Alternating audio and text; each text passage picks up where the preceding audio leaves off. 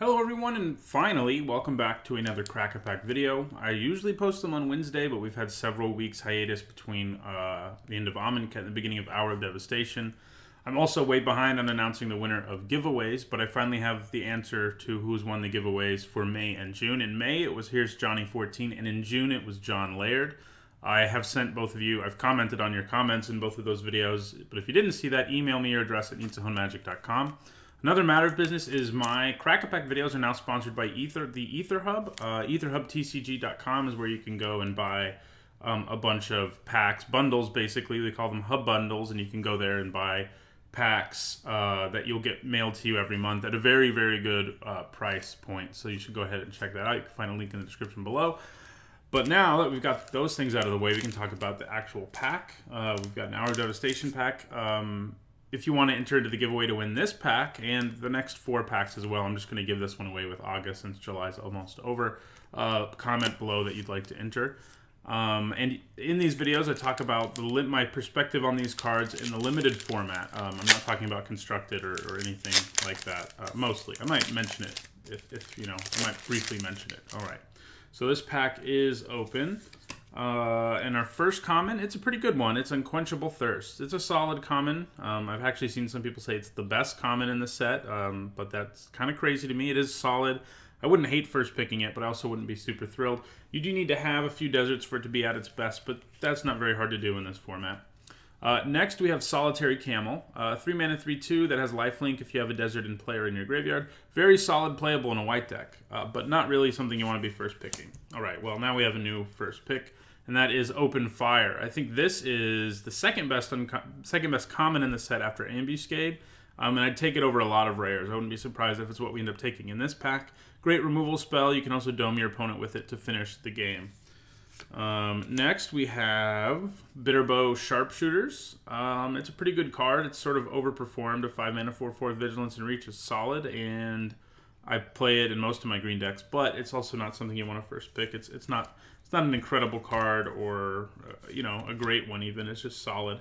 Next, we have Wretched Camel. This is a card that's overperformed a little bit. It turns out if you have enough deserts in your deck, it's really not that hard to 2-for-1 someone in the early game with it. Trade for their X1 or X2 and make them discard a card. Still, you don't really want to be first picking it. Next, we have Harrier Naga, a card that I think people underrate because it doesn't have any text box, but a 3 mana 3/3 is actually pretty good, and I play several of them in most of my green decks, and I'm pretty happy about it. But still, our answer is Open Fire, and I'd probably take Unquenchable Thirst over Open Fire as well. Next, we have Feral Prowler. This is a solid card, but again, not something you want to be taking early. It's nice that it's a 1/3 and can block okay, and then in the later part of the game, it can cash in for a card. Okay, next we have Desert of the True, and I'll use this time to talk about how good these cycling lands are. They're great. They're deserts, first of all, so all your desert payoffs care. Secondly, they cycle, so all your cycling payoffs care. Thirdly, cycling on a land is already pretty powerful. Being able to cycle away your land when you're flooding out is great, and that's what Desert of the True can allow you to do. I wouldn't first pick Desert of the True, don't get me wrong, but I think this is better than all the commons in this pack that aren't Unquenchable Thirst, Open Fire, or Bitterbow Sharpshooters, basically. So it's better than a lot of the commons in this pack. And around mid-pack, you should start taking them over sort of medium playables because they provide you with multiple different kinds of payoffs.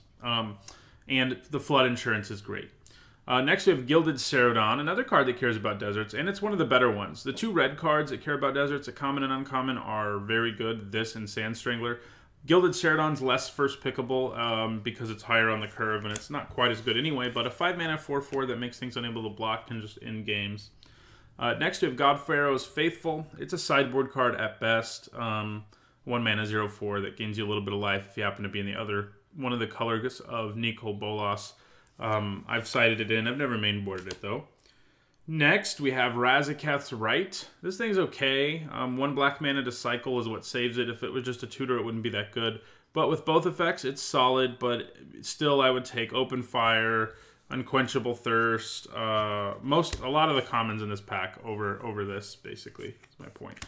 Okay, well now we have a new uncommon that has moved to the #1 pick, and that is Abrade. This thing's nuts. 2 mana to do 3 to a creature at instant speed is good. Our Open Fire does 3 for 3 mana at instant speed. It can also hit players, but Abrade comes with the added bonus of destroying artifacts. And there are a few problem artifacts in this format. You've got God-Pharaoh's Gift, you've got Edifice of Authority. So having that additional ability to blow those up is very relevant. So Abrade is definitely our first pick. It does suck that we have to pass an Open Fire. That is probably what the next person is going to take out of this pack, though we'll see. Next we have Saving Grace. This is a weird card. Overall, I think it's too narrow. You have to play it, in the exact right situation for Saving Grace to bail you out. Its ability to sort of fog your opponent is kind of good, but fog is bad usually in limited. This is a little better than fog because it adds a stat boost to one of your guys.